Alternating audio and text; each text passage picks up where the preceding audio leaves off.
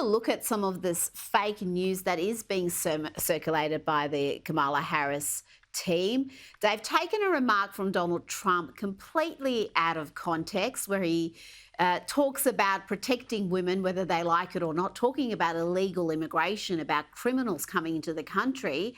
But they've twisted it to mean something entirely different. Have a look at what Kamala said and what Trump actually said.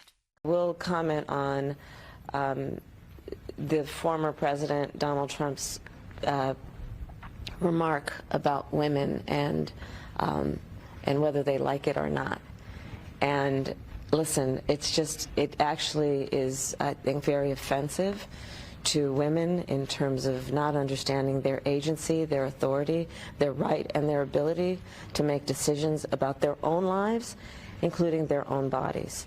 And this is just the latest on a series of reveals by the former president of how he thinks about. I said, well, I'm going to do it whether the women like it or not. I'm going to protect them. I'm going to protect them from migrants coming in. I'm going to protect them from foreign countries that want to hit us with missiles and lots of other things. The misinformation from the Democrats is incredible, Alex, particularly because they rant about misinformation and disinformation endlessly, but they engage in it more than any campaign I have seen in many years. You're exactly right. And what Donald Trump is saying there is, when he says whether they like it or not, is that he's going to help protect women whether or not they voted for him. So he's actually being very bipartisan. Exactly. Saying that I'm going to protect you no matter what. But they have to create this narrative that Donald Trump does not like women, because that's the only thing they have, Rita. Literally, this whole election is coming down to reproductive rights, anti-women, pro-women. And I do appreciate what Megyn Kelly said, that they need to, get more female-centric on this campaign. But I don't know if you can defeat the mainstream media in constant barrages from the left saying that Donald Trump hates women, yet he's a great father, has multiple daughters, and he's employed women at the most high, powerful positions. His attorney is a woman. I mean, obviously he trusts women and he supports women. So this is their Hail Mary. This is the one narrative that they have to keep just repeating nonstop so that it brainwashes the American voting class. Now to some very sad news, and this news is strangely political as well, Alex. Internet sensation Peanut the squirrel has been killed along with Fred the raccoon after they were seized by New York State officials. Peanut was originally rescued by Connecticut resident Mark Longo 7 years ago. He witnessed the mother being hit by a car, took care of this baby squirrel, raised it, hand raised it. It became a pet. And these videos became huge. He amassed more than 650,000 followers on Instagram alone. But New York officials seized this pet along with the raccoon and euthanized them.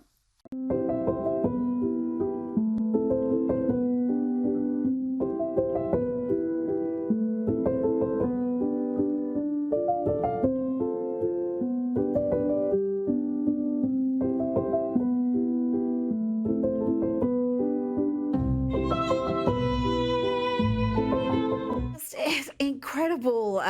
You've got to wonder what is going on in America. Let's hear from the owners of Peanut and Fred. Here they describe how their house was raided by around 10 to 12 officers. Then proceeded to go through every cabinet, nook, and cranny of my house for a squirrel and a raccoon. They got a search warrant? They got a search warrant. 4 departments and a judge signed off on a search warrant for a squirrel and a raccoon. And then they took them and killed them. So authorities, Alex, thought that this pet raccoon and Peanut were better off dead than living as pets in this happy family home. Well, I'm an animal lover, and it makes me absolutely sick. I had a neighbor that had a domesticated squirrel, and it was the coolest thing. It was just like that video. It would climb on you. It would drink water next to you. I mean, it was just so friendly. And this is just government overreach that they're going to use a warrant to go inside of his house, a total invasion of his privacy. And you feel exploited when something like that happens. It's hard to still love this country, considering they let illegal immigrants through the border. There's people with multiple felonies that get let out of jail without a bail bond, and they're worried about a squirrel. They're worried about a raccoon. Give me a break. We got much bigger issues in this country than a couple squirrels and raccoons. Yeah, that are absolutely being cared for. There's videos of them daily on the internet, and to put the owners through this degrading experience and then kill these much loved pets. It just tells you how mad bureaucracy can get. And it's strange, Alex, that this has become a political issue. I even saw an article saying how the right wing has seized on this and is using it to make it an election issue. Well, whether you're conservative or not, what conservatives want is less government. We want the government not coming into our house and taking our pets, and that's why it's such an important issue. And I hope it resonates. I mean, that poor squirrel. Could you imagine? You have a pet, you raise it from a little baby, and then the government takes it away and euthanizes it. It's like something out of a horror movie. Absolutely, Alex Stein. Thank you for your time. Thank you, Rita.